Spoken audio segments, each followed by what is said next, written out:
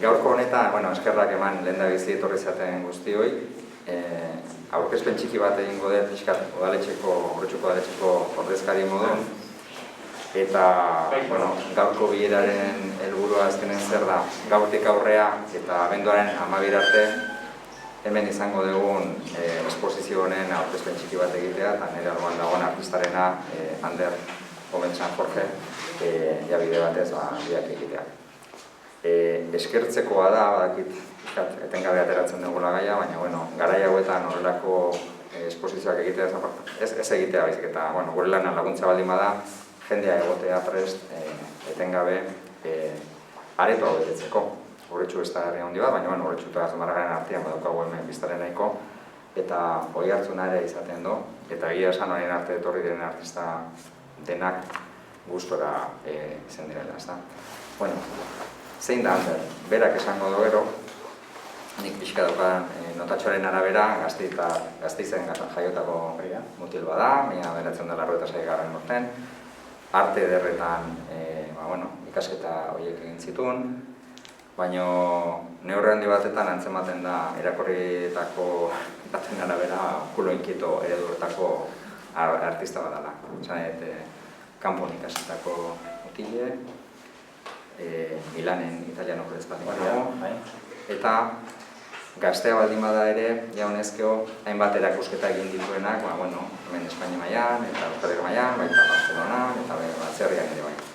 Bai, erakusketa taldean egindakoak, eta hau bezalako batzuk ere egin ditu.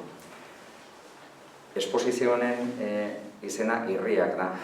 Berak ere agien esplikatuko du pixkan zergatia, nik uste lotura baduela aurkezten den irudietan eta bizi dugun garai honetan. Eta baita ere, aipatzekoa, bera interesa handia duen bi gaiak jorratzen dituela, alde batetik natura, eta beste batetik orain komentatu dugunaren arabera pixkate gizonen aurpegik eta gizagorputza eta irudia.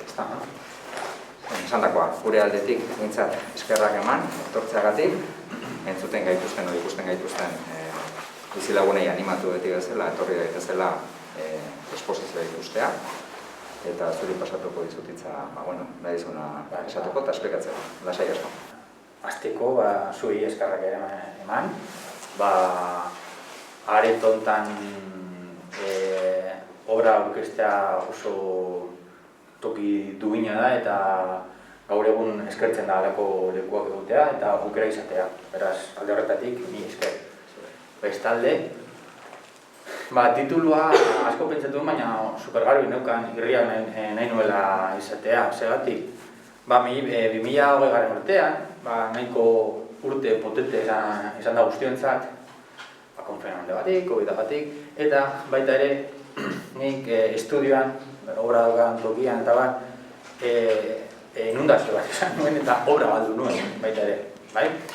Beraz izan zen urte nahiko gatza jasateko eta ez nuen nahi frustrazio horretan murgildu nahi, eta gero ere egora sozial eta horregatik super garbi neukan edo irrien kontu hori, konfinamenduan hasi zen proiektu hori, lagunei, familiarrei eta jendeari eskatu nien autorretratu bat egitea, irribar batekin, begitxitak, oroipen polit batekin, irribar hori sortarazten dizuena, eta kalma edo posa edo puntu hori espresatzen zuena, eta batek bidali zian, beste batek bidali zen, eta azkenean proiektu polit bat sortzen zen, eta konfinamendu garaian ginenak egin dituen.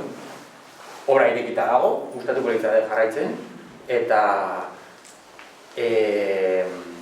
horretaz apartez, esposizioetan ere jarri dut 2020 urteetatik inguruan izan ditudan gaiak edo obrak, dela pintura, natura eta giza gorputzare, kasuan nire orain dena emaztea da, hemen erretatuta dagoena.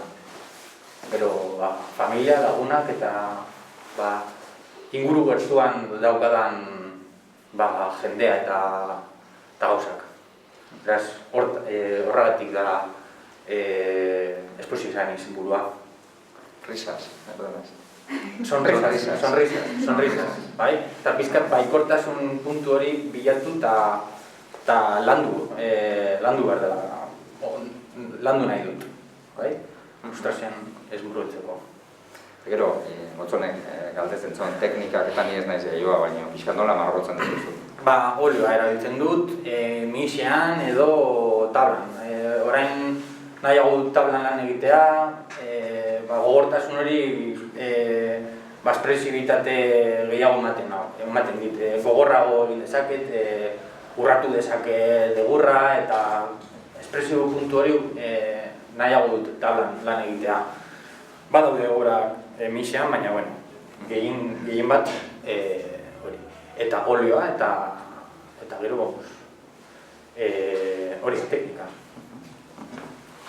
Bueno, esan dakoa, yo por mi parte, lo que decíamos en euskera, animar a los que nos estén viendo y a los que puedan pues, acercarse por aquí, que está en, bueno, una calle, mejor dicho es una calle, pues en la calle, esta sala de exposiciones de Juan de Lizarazo, pues animar a los vecinos que vengan de aquí a la víspera de Santa Lucía, el día 12 de diciembre, con el horario que también está abierto y con todas las medidas de seguridad, ahora no se va a hacer de otra manera, pero por lo menos esta sala de exposiciones estará abierta a todos los vecinos que quieran venir a disfrutar de tus pinturas y que no sea la última vez que vengas. Vale, yo encantado de volver. Si...